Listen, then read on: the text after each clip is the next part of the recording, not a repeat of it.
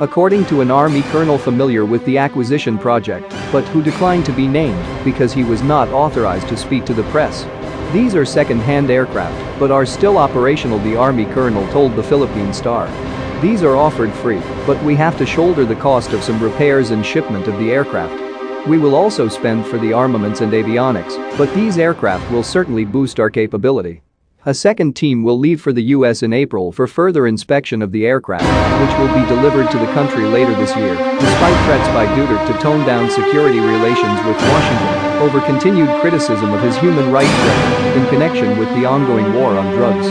Close to 6,000 people have been killed in legitimate police operations against illegal drugs, and more than 3,000 others slain in drug-related incidents blamed on vigilantes, according to official police records. Before activating an aviation regiment, the Army relied on the Philippine Air Force for transporting troops and supplies, evacuating frontline casualties and supporting ground operations. The Air Force operates a variety of Bell combat utility helicopters, mounting light machine guns to support ground operations, MD-500 light attack helicopters, and Sikorsky helicopters to deliver airstrikes.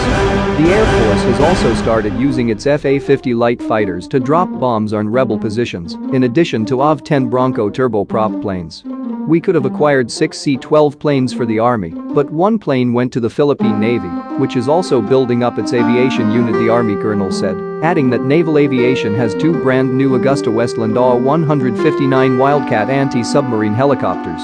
In the future, we will also be acquiring brand new light attack helicopters, armed reconnaissance helicopters and multi-purpose medium-lift helicopters. These assets will enable the Philippine Army to conduct a better array of aviation operations to support ground forces and be more responsive in the archipelagic setting in the defense posture, he added. Foreign Affairs Secretary Teodoro Locsin Jr. has cited the increasing U.S. military aid to keep the visiting forces agreement, which the president has threatened to abrogate due to the revocation of the U.S. visa to close political ally and former National Police Chief, Senator Ronald Beto de la Rosa, among other reasons. The U.S. plans to spend over $200 million in 2020 to 2021 providing aircraft, training, equipment, and construction for the AFP, Armed Forces of the Philippines, and more than $45 million in FMF, foreign military financing, Locsin said at last week's Senate inquiry on the possible impact of the termination of the FA.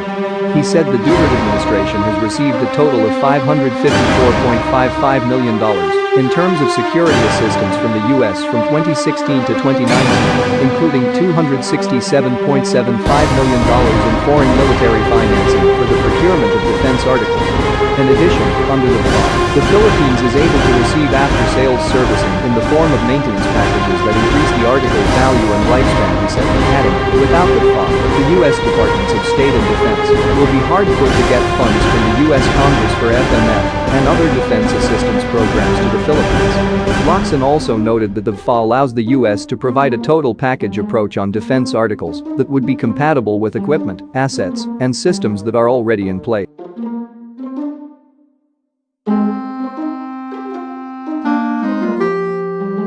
The AFP's current military equipment, assets and systems are largely patterned from and/or provided by the U.S. Although there are criticisms that the U.S. is using the Philippines as a dumping ground for its obsolete and mothballed aircraft, vessels and other military equipment, Washington has now seen the need to provide better and brand new equipment to its treaty ally to enhance its maritime domain awareness capability. In the last 2 years, the U.S. has transferred Scan-Eagle drones and C-130 mounted intelligence, surveillance and reconnaissance (ISR) equipment, in addition to installing coastal radar stations in the southern Philippines to monitor movements of small and faster boats used by Abu Sayyaf militants in cross-border kidnapping in Malaysian waters. Senior defense and foreign affairs department officials have supported moves to revisit and review the legal agreements with the U.S. that allow its troops in Philippine soil, instead of scrapping the arrangements. The officials believe the benefits from the FA outweigh the costs of hosting U.S. forces in the country.